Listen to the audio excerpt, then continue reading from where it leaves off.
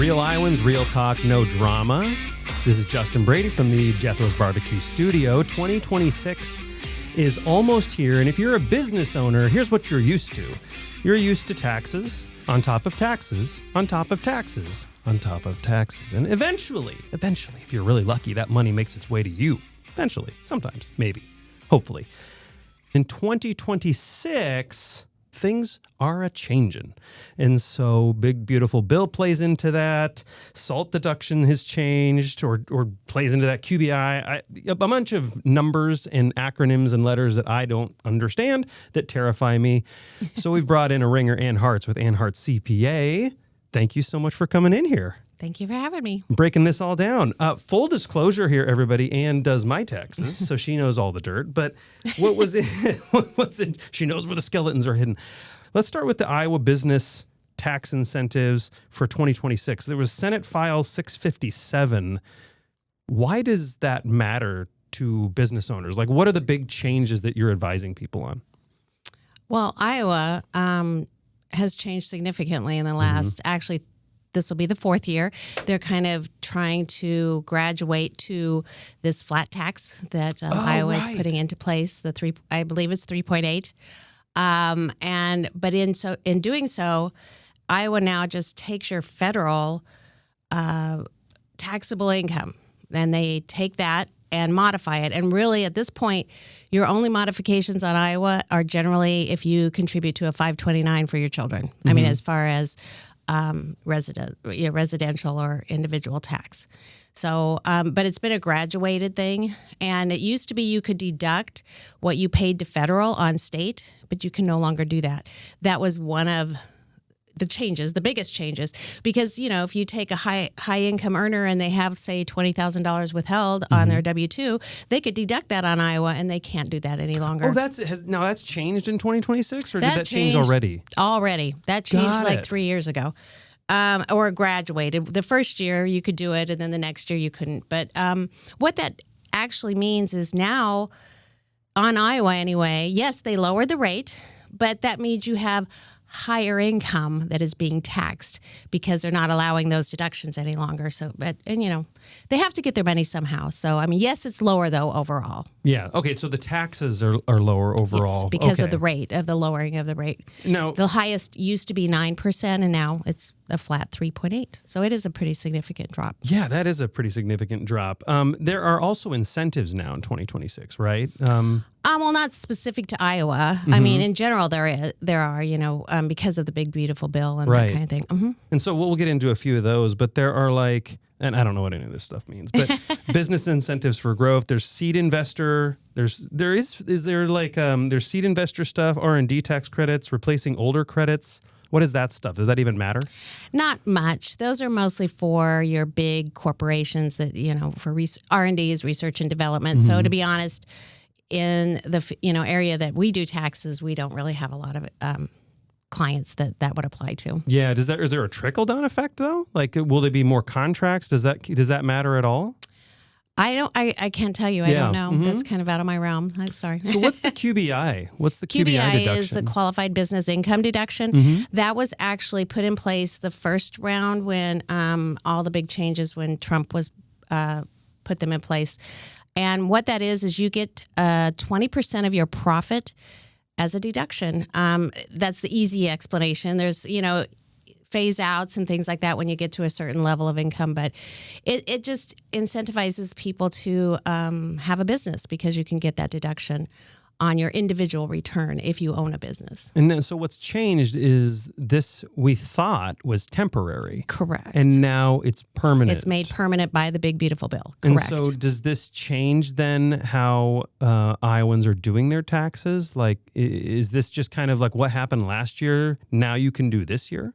Correct. And actually it's been probably 4 or 5 years that we've had this in place. So, but it just means that now it's permanent and you can, you count on being able to take that deduction going forward.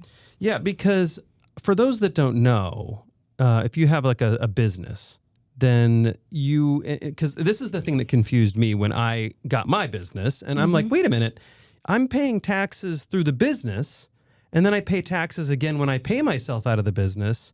even though it's effectively just a pass-through thing for legal and law and those purposes. And so this is kind of what's on the table, right? This is the QBI deduction is affecting people that use their business kind of as a pass-through? Is that Actually, no. You or can is it be bigger than that? You can be either one. Oh, when you say got it. pass-through, that's going to be either a partnership or an S corp.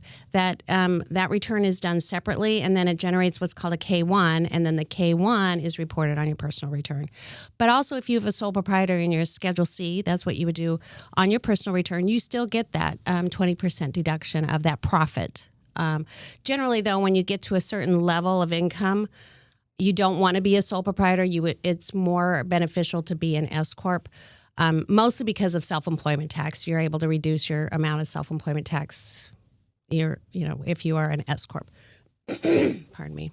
So this is interesting. I want you to expand on that because you say that kind of made my head spin. You don't want to be a sole proprietor because I know that's when I started out. I think everybody almost, and you should, because you don't even have to have an EIN number to start to be a sole proprietor and employer to be a identification number. Yeah, correct. Sorry. You can just, as they say, put your shingle out there and start and see, hey, maybe this will work, maybe it won't. And you want to run that as a sole proprietor. Once you get to a certain level, a sole proprietor, on the profit, you will get hit with what we call self-employment tax, which is 15%. That's really how a self-employed person pays into Social Security. So you got that 15% self-employment tax, and then you have income tax on top of that. And that's what really kind of puts individuals or owners of those businesses in kind of a tailspin, because they don't expect to owe near as much as they end up owing. Right. Because when you are a W-2 employee, you're only with the FICA and Medicare, which is your Social Security, is only 7.5% that comes out of your W-2 because the employer matches that. So that's why it's kind of a shock. So if you then take that same income, and I usually use 30,000 because I've memorized the numbers basically. if you as a sole proprietor, you'll pay $4,500 in self-employment tax on 30,000. If you take that same 30, but tax it over here and run it through an S corp, there's no self-employment tax. But the IRS is not going to let you get out of it completely, so they require you pay a wage to the owner. So then that wage, the strategies will make that lower than the profit. So let's say on 30, we make that wage $15,000. Now you're paying that same self-employment tax, but it's now FICA and Medicare through a W-2 on 15 instead of 30. So you've just cut that in half down to $2,250. Yeah, because your business isn't necessarily your income. Correct. And so if you're a sole proprietor, any income you make, you're paying taxes on that, even though it wasn't your actual income. You were spending it on other expenses or things for the company, but you're paying on that. And so that's why you're saying if you're a sole proprietor and you saved up $50,000, $100,000 into the business for business expenses, as a sole proprietor, you just paid income tax on that, kind of. I mean, that's not the technical term, but you just paid income tax on that as if it went into your pocket, and it absolutely did not. And so this is why you're saying at a certain point, people should file as an S corp or S corp. You want to either be an LLC to be able to be an S corp, or incorporate and if the default for incorporating would be a C corp, so then you have to file an S election to make it an S corp. Yeah, and I know a lot. I think what's surprising to me is I thought a lot of this would be like $20,000, $30,000 to figure this out with an attorney, and CPAs do this stuff. That was what was surprising to me. But yeah, there is this graduated level. Is there a specific? I know people listening thinking, if you're like me, you're like numbers, tax. Like I'm already lost. So to make it easy for people, is there a checklist like these 3 things hit? Go to your CPA and say, I need to be an S corp. There's not draw the line in the sand, to be honest. It's more of a gradient. It kind of is.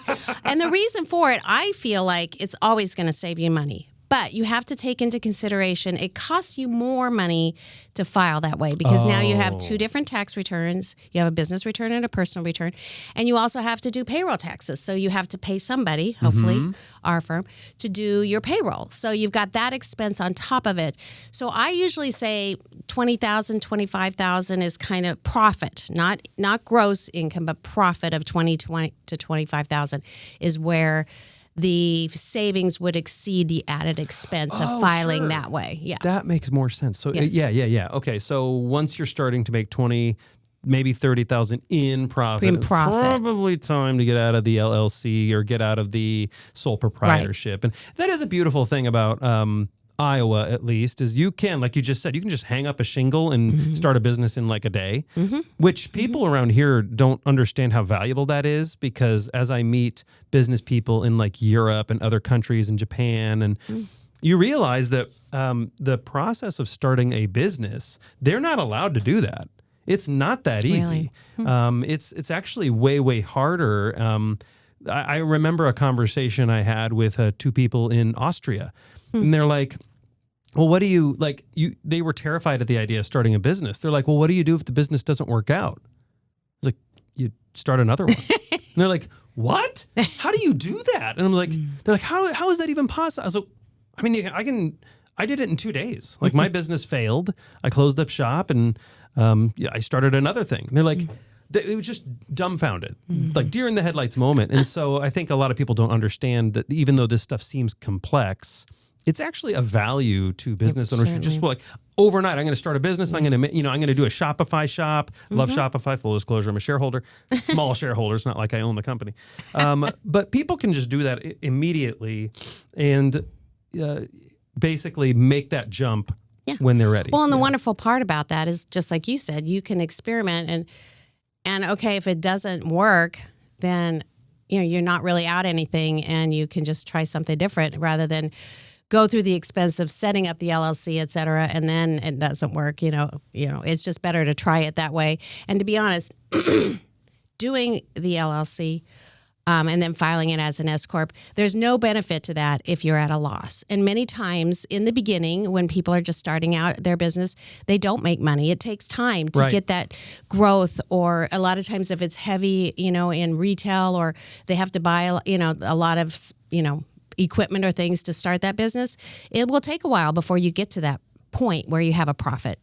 Yeah, and you mentioned buying equipment, and of course that would come into profit. That would, so that factors in.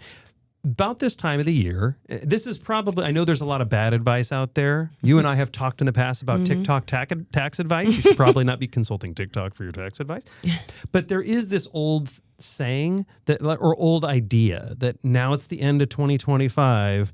You should start spending like crazy. You should buy all the equipment, take all the, buy all the stuff now, because it does something with your taxes. And I know that sometimes that's true, but also many times it's not. So right now at the end of 2025, moving into 2026, do we need to rush and buy a bunch of stuff here at the end to do something to our taxes? Is there some magical formula?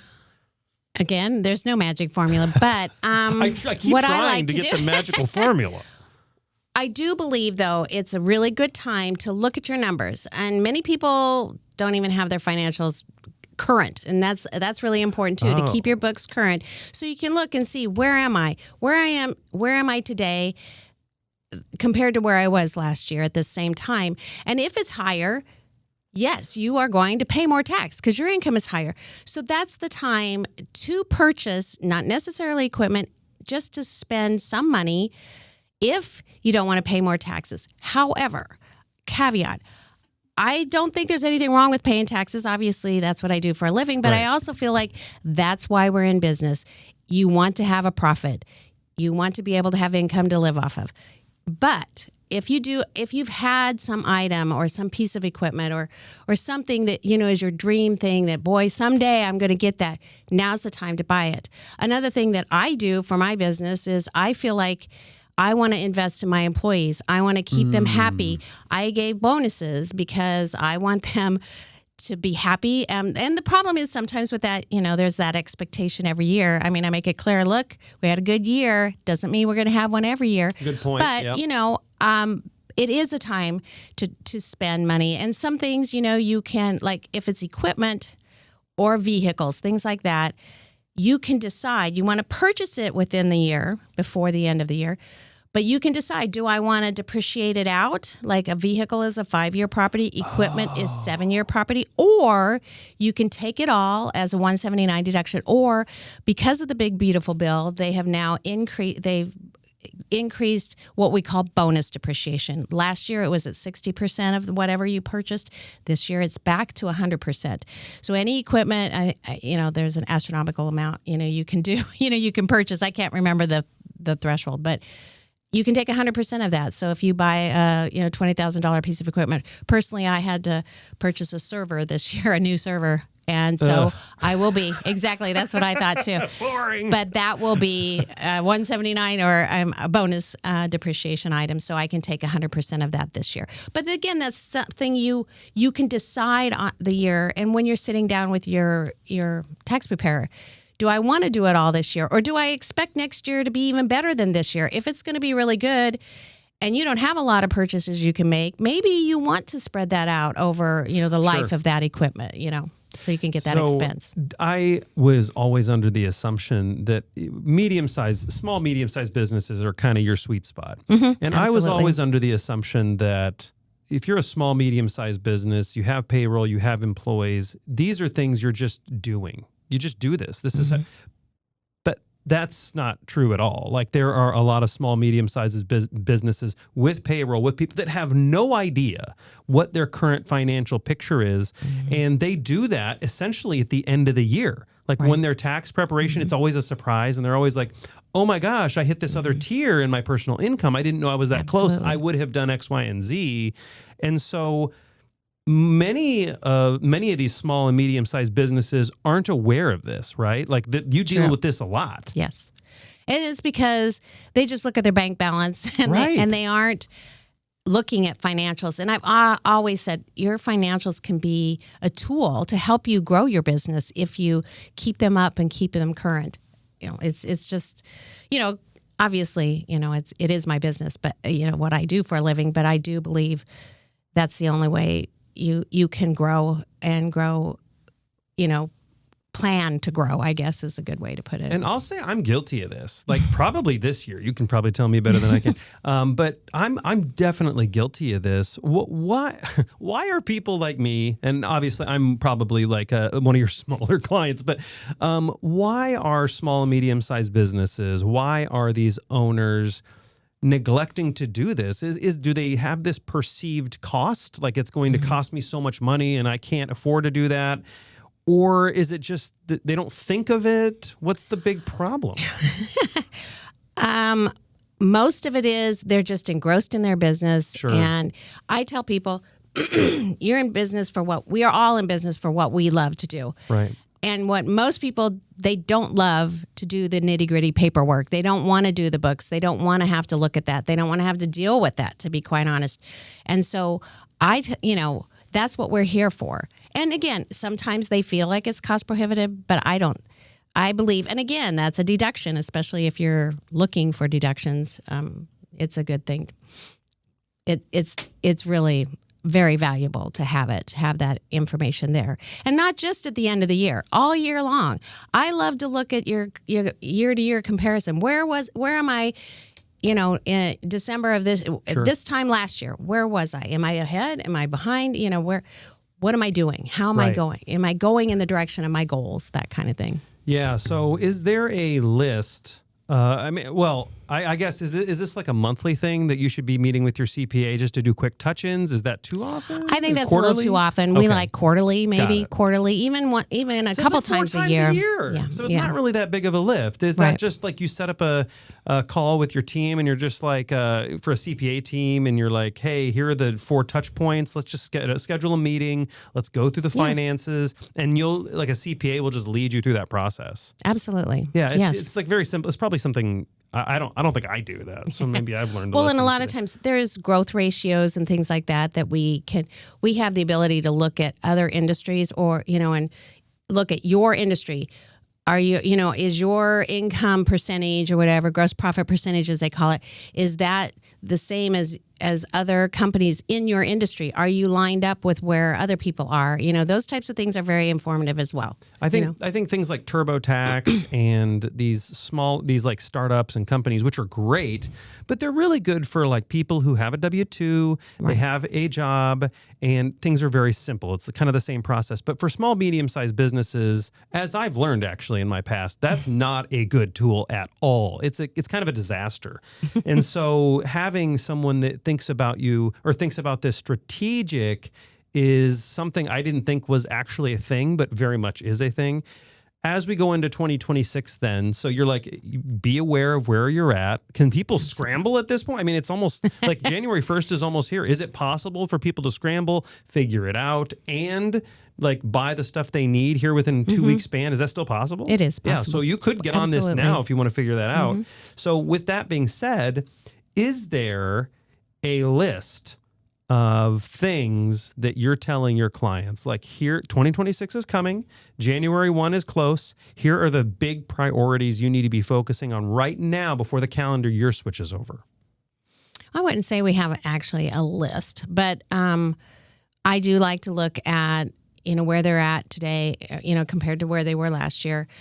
If they've paid in enough, that's a big thing I like to look at, because I don't like surprises, like when we're doing their taxes and all of a sudden they owe a lot. Another thing I was thinking about too that people aren't aware of when it comes to their business, if they have loans, car loans, equipment loans, building loans, the mortgage on that, the payment on those loans are not deductible.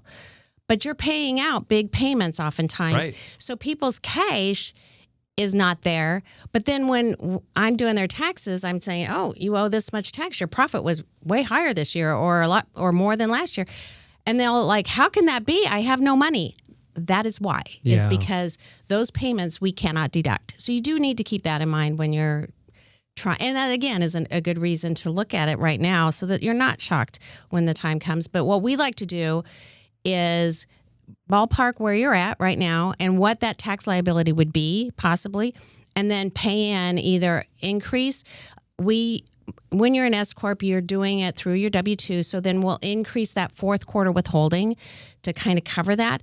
And in doing that, you avoid what we call an underpayment penalty, because if you don't pay in quarterly withholding of some sort, either through withholding or through estimated payments, you get hit with the underpayment penalty. And sometimes that can be exorbitant if you don't pay anything in. And there are many people who don't want to give the government more money than they need to earlier, because they don't want to give them a free loan, as you say, but then they get hit with the penalty. But oftentimes they, it just depends on your, feelings in that realm. But I, as a tax preparer, I don't want to have to tell you owe a lot of money. So I feel like it's important and it's easier on your pocketbook if you pay it in throughout the year and it's not a big shock at the end of the year. Yeah, which was a shock to me. I remember it used to be every year I was like, and now it's we put stuff away and we just have several savings accounts. One's just the business tax savings account.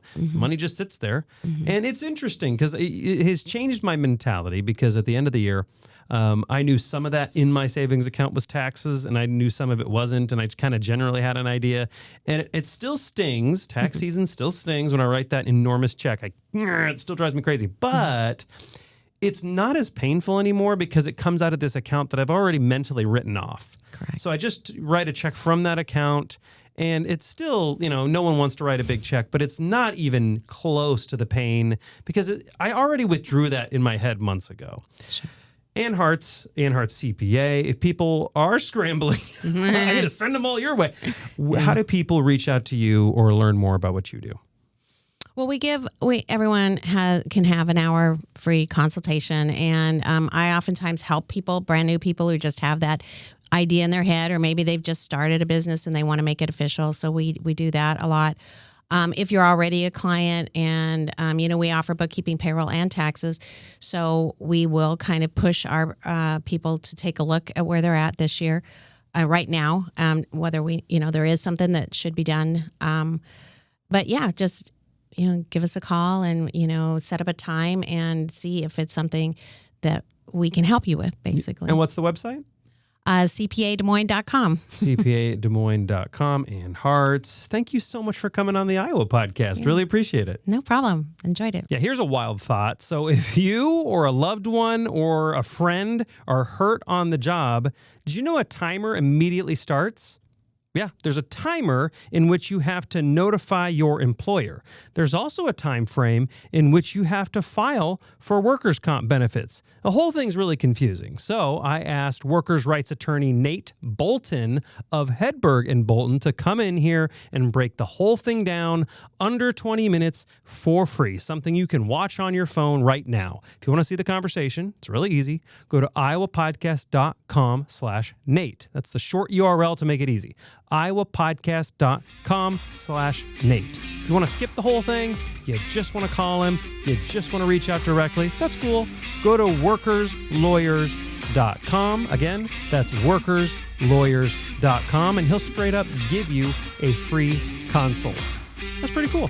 And to my fellow Iowans, Iowa expats, and Iowans at heart, thanks for listening and subscribing to the Iowa Podcast.